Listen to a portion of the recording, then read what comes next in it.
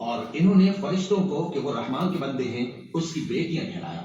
کیا یہ ان کی پیدائش کے وقت حاضر تھے؟ ان قریب ان کی شہادت لکھ لی جائے گی اور ان سے باس پرس کی جائے گی، اور کہتے ہیں اگر رحمان چاہتا تو ہم ان کو نہ پوچھتے۔ ان کو اس کا کچھ علم نہیں، یہ تو صرف اٹکلیں دوڑا رہے ہیں۔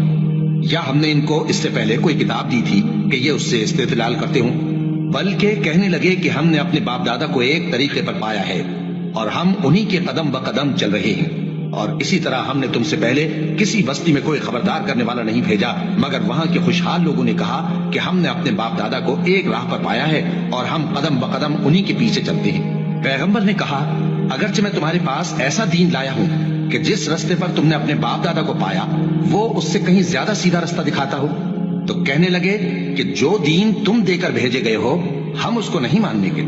تو ہم نے ان سے انتقام لیا، سو دیکھ لو کہ جھٹلانے والوں کا انجام کیسا ہوا۔